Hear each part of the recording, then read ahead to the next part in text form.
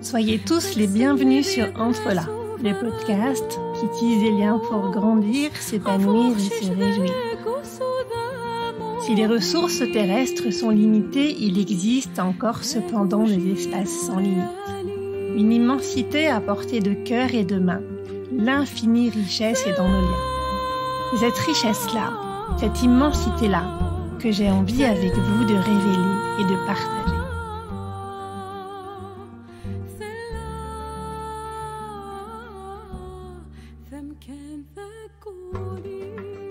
On vous le répète, à tort et à travers.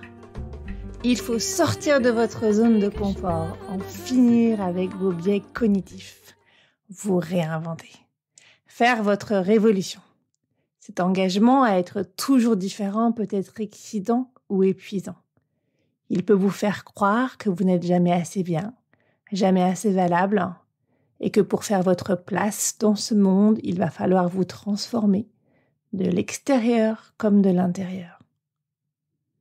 Vous vous en doutez si vous me connaissez un petit peu. C'est pas du tout à ça que je vous invite. Je crois que vous êtes très bien comme vous êtes. Et nous en parlerons bientôt. Parce que je crois aussi que ce qui nous permet de changer, c'est d'être acceptés comme nous sommes. C'est la première étape. Reste que le changement arrive parfois de biais. Il nous prend par surprise et c'est souvent une bonne surprise. C'est de ça que j'aimerais parler avec vous aujourd'hui. De ce pas de côté, qui peut être aussi simple et joyeux qu'un pas chassé à la danse, qu'un pas d'enfant qui rit aux éclats et observe le monde avec curiosité, se demandant plein de confiance quelle belle surprise le monde va aujourd'hui lui présenter. Car pour obtenir ce que nous voulons, la ligne droite est-elle toujours le plus court chemin ? Pas si sûr. Dans bien des cas, persister dans nos manières de penser ou d'agir ne nous amène que davantage de ce que nous ne voulons pas si nous ne l'avons pas déjà. Alors que faire ? Le contraire ? Non, ce ne sera pas mieux. Vous irez à rebours. Alors quoi ? Il y a toujours une troisième voie. Explorons cette troisième voie. Dans cet épisode, je vous invite à jouer avec le pas de côté. Dans le sillage de l'école de Palo Alto, c'est maîtres en agilité. Pour parler de ce sujet, je vais reprendre un livre, un tout petit livre que j'ai lu 3 fois. C'est le seul que j'ai lu 3 fois. Changement, de Paul Watzlawick, John Wickland, Richard Fish. Un livre qui date de 1975, mais qui est toujours brillant d'actualité. On pourra même, si vous voulez, en lire quelques extraits. Alors, le pas de côté, qu'est-ce que c'est selon eux ? À quoi ça sert ? Comment ça marche ? Comment faire ?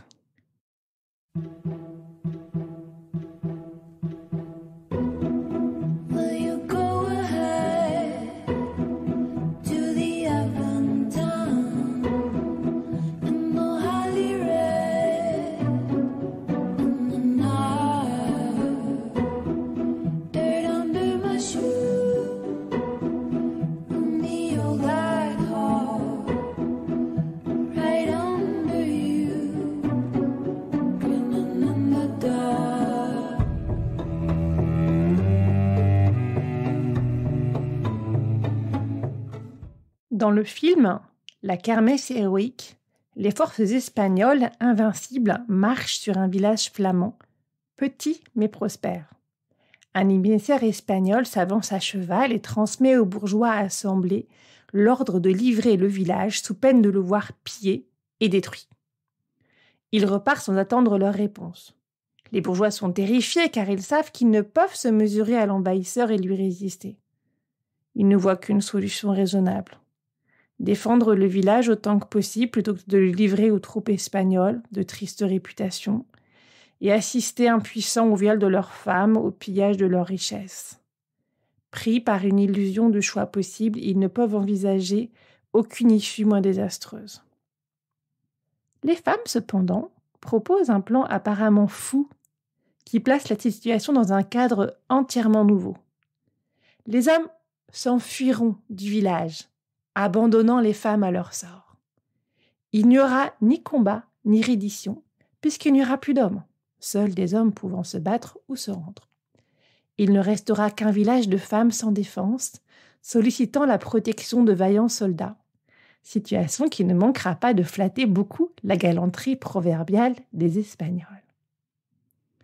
Et effectivement, en se voyant si bien accueillis par les femmes, les soldats conquérants espagnols prennent une attitude qui dépasse de beaucoup les modestes espérances des villageois. Ils offrent aux femmes leur chevaleresque protection et leur respect, bien qu'il y ait lieu de nombreuses aventures galantes, ce qui n'est pas du reste pour déplaire à ces dames. Comme ils doivent continuer leur progression vers le nord, les Espagnols éprouvent du regret à quitter leurs charmantes hôtesses et font d'énormes cadeaux pour remercier le village d'une hospitalité aussi charmante que civilisée.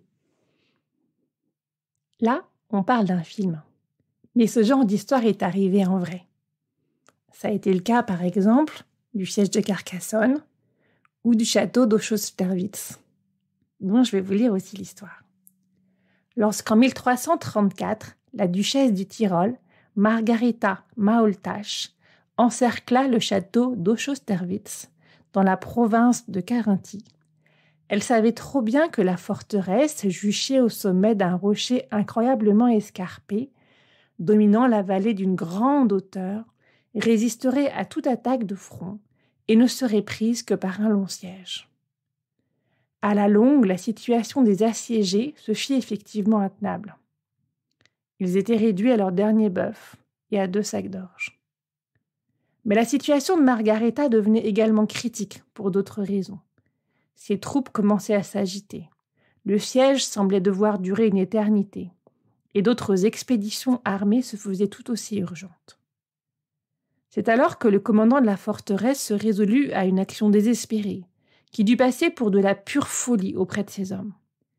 Il fit abattre le dernier bœuf, remplir sa cavité abdominale des 2 derniers sacs d'orge, et ordonna que la carcasse fût ainsi jetée du haut du rocher dans un champ devant le camp de l'ennemi. Lorsqu'elle reçut ce message méprisant, la duchesse, découragée, leva le siège et partit. Beaucoup plus proche de nous, une autre histoire de pas de côté est arrivée il y a quelques années à l'une de mes jeunes cousines. Elle avait 19 ans, elle commençait un stage en alternance au guichet d'une agence bancaire. Un jour, alors qu'elle servait tranquillement ses clients, quelqu'un est arrivé. « C'est un braquage, tout le monde au sol, attention, je suis armé !» Il a poussé la dame devant le guichet et dit à ma cousine « Donne-moi ta caisse, dépêche-toi !» Et puis ma cousine était concentrée sur ce qu'elle faisait. « Attendez, je finis de servir la dame, je suis à vous juste après. » Il a été tellement surpris qu'il a reculé et il est parti. Le lendemain, on a appris que la bijouterie d'en face avait connu un braquage avec le vol de nombreux bijoux de valeur, des vitrines cassées, une vendeuse agressée, etc.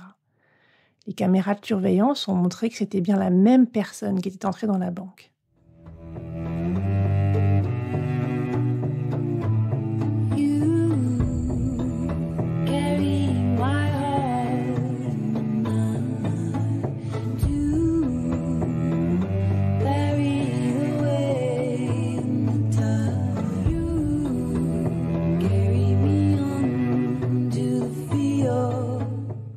Il semble que l'histoire des pas de côté soit simple, assez logique, mathématique. Plus fois plus fait plus. Moins par moins, ça fait du plus. Et quand on veut faire un pas de côté, il faut faire autre chose. Je vous donne un exemple, dans un couple. L'homme rentre tard. « Je râle parce que tu rentres en retard », dit la femme. « Et moi, je rentre en retard parce que tu râles », dit ou ne dit pas l'homme, mais c'est ce qu'il fait. Et plus l'un râle, plus l'autre rentre en retard.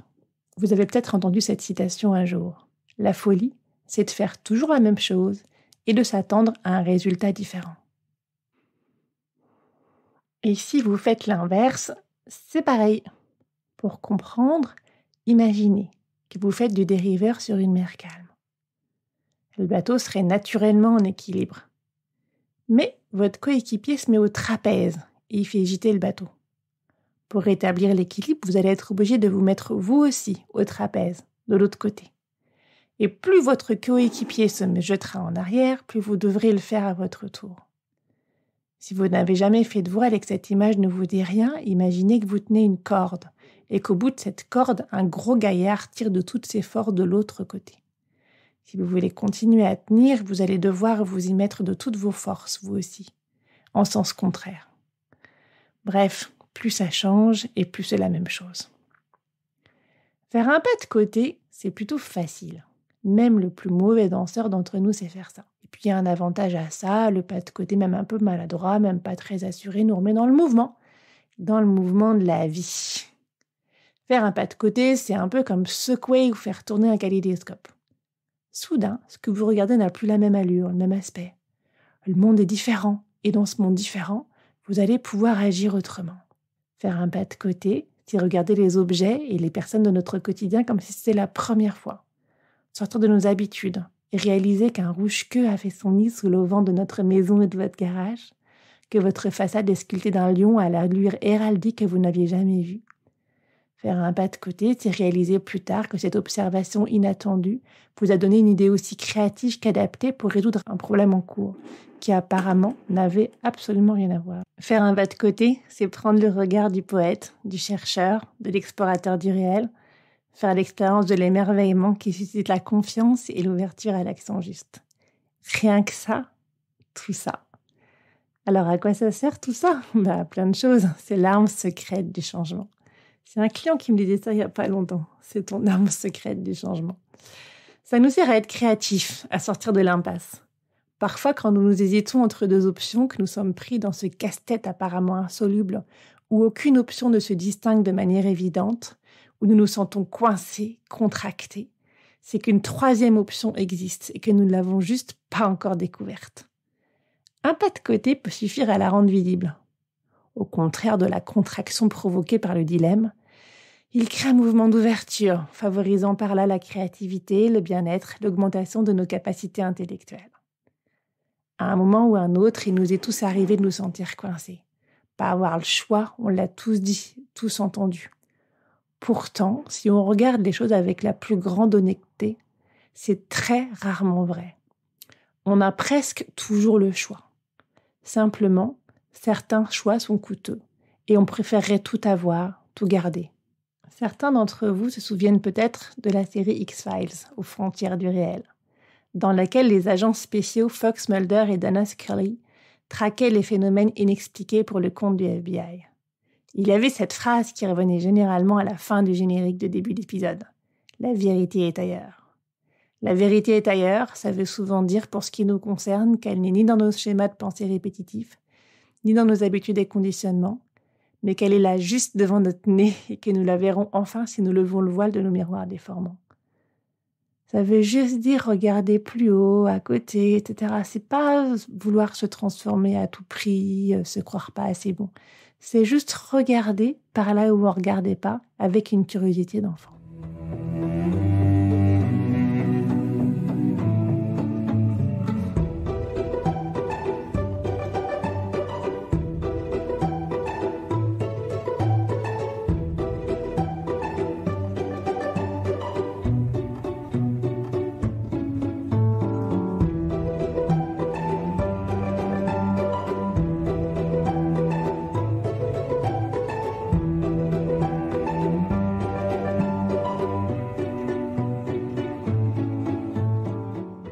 Résoudre un problème, c'est sortir d'un cercle vicieux, affirme Paul Watzlawick, créateur de Palo Alto. En coaching, en matière d'éducation, c'est l'un des outils les plus utiles. Changer un paramètre dans l'environnement, il faut juste pas choisir au hasard, bien sûr, et les personnes se mettent à circuler différemment, se réagissent, s'adaptent, changent sans effort. Et ensuite, il ne leur viendrait pas à l'idée de revenir en arrière, refaire comme avant, tellement ils ont gagné en fluidité. Je pense à un client en coaching individuel qui venait de prendre un poste de direction très challengeant et qui m'avait dit « Cette directrice marketing prend toute la place, elle n'arrête pas de parler, je ne peux pas en placer une. » Très vite, la relation avait tourné au vinaigre, il ne pouvait plus supporter sa présence, c'était devenu une allergie physique, au point où il se demandait si elle allait rester dans cette entreprise. Vous imaginez, son niveau de stress et de tension intérieure était très élevé. Au fil de notre échange, une idée a surgi. Et si elle prenait toute la place juste parce qu'il ne la prenait pas et que ça l'angoissait ? Figurez-vous que cette perspective nouvelle a tout changé. Il n'a plus du tout cherché à la contrer, ni à la laisser faire. Il s'est juste mis à agir à partir de cette hypothèse, et il n'y a plus entre eux aucun problème. Le mauvais sort était comme tout simplement rompu. La malédiction, c'est quand les choses sont mal dites. Au 1er siècle de notre ère, le philosophe Épictète l'affirmait déjà. Ce ne sont pas les choses qui troublent les hommes, mais l'opinion qu'ils en ont. Faire un pas de côté, se décentrer, c'est s'extraire pour prendre du recul, sortir de notre pièce de théâtre habituelle, quotidienne, pour l'observer comme un spectateur. Se décaler, s'éloigner temporairement au moins de ce qui nous fait mal. Ce recul nous permet de quitter nos comportements de survie, nos compulsions, pour voir les événements, la situation de plus loin, avec une perspective plus large. Quittons l'œil de la souris, offrons-nous la vision des faucons, des aigles, des arfans, ou simplement celle du singe ou du chat. Ce sera déjà un sacré pas de côté. Et la solution au problème se verra à la disparition du problème. Attention, c'est pas juste regarder ailleurs comme si le problème n'existait pas et faire l'autruche, ça c'est la méthode Coué, c'est pas le pas de côté. Mais trouver une alternative au problème. Alors, comment ça marche le pas de côté? Voyons ça. L'école de Palo Alto distingue 2 types de changements. Quand vous faites un cauchemar, vous pouvez vous battre, courir, vous cacher, sauter de la falaise. Aucune de ces actions ne vous fera sortir du cauchemar. C'est le changement de type 1. Plus on change, plus c'est la même chose. Ce qui va vous permettre de sortir du cauchemar, c'est le réveil.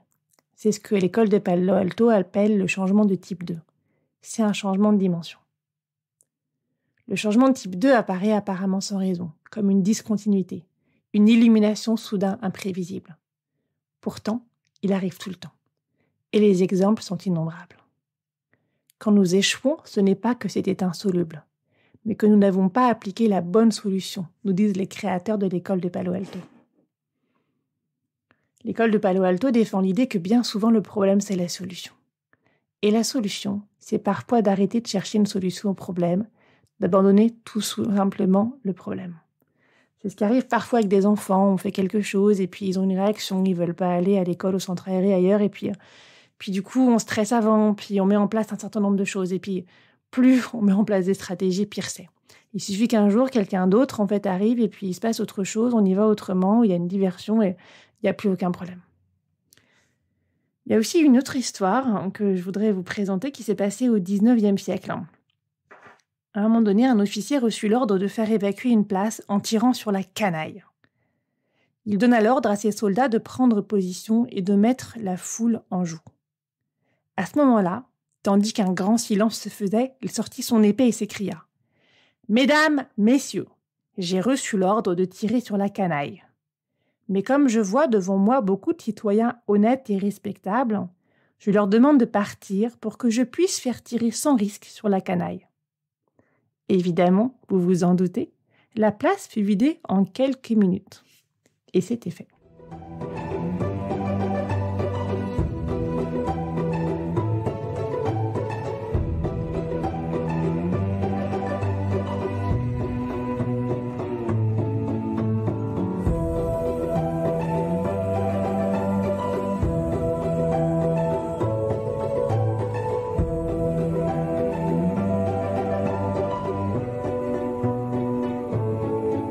Pour faire ce pas de côté, on peut se poser des questions apparemment stupides, mais en fait vraiment puissantes.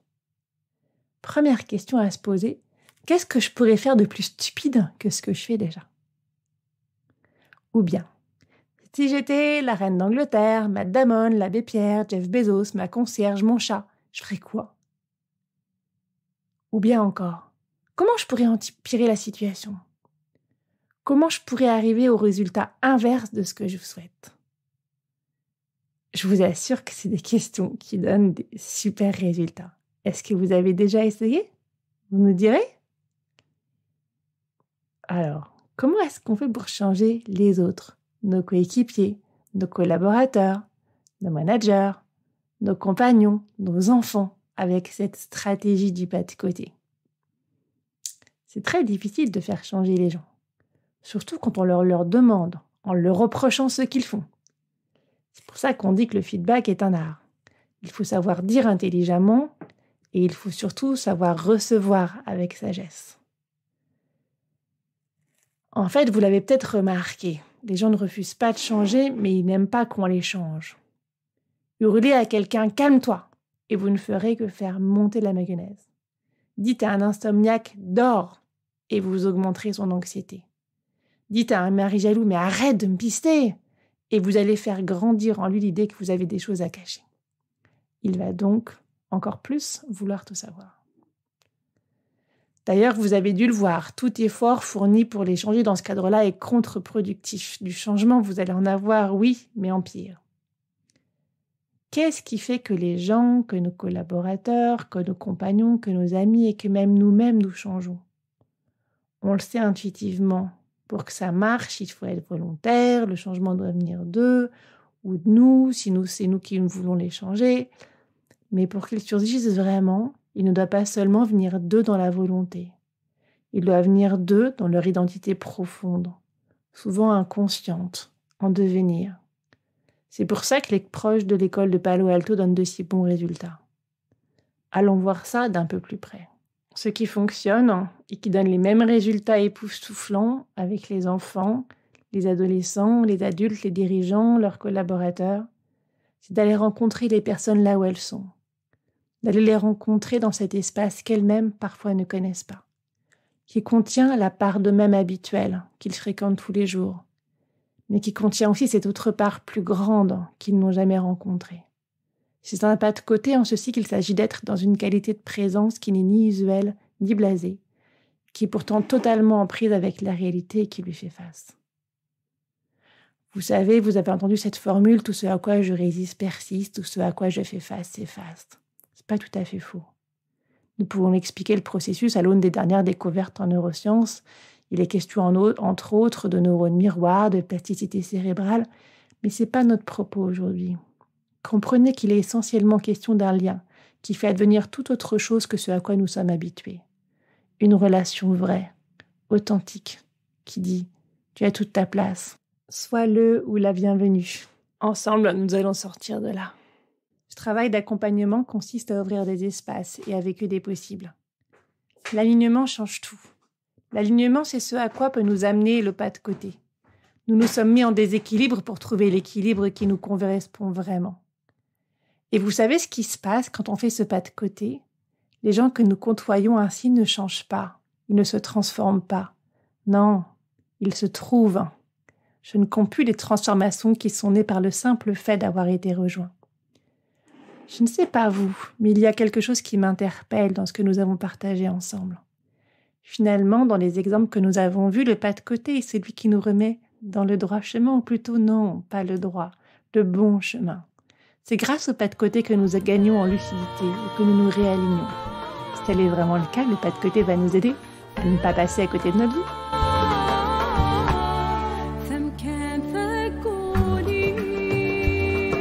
Ce podcast n'est pas seulement le mien, c'est aussi le vôtre, c'est le nôtre. Si vous voulez contribuer, intervenir, proposer, contactez-moi. Si vous avez aimé cet épisode, partagez-le autour de vous, mettez des étoiles pour le noter et abonnez-vous pour ne pas manquer les prochains. À très bientôt.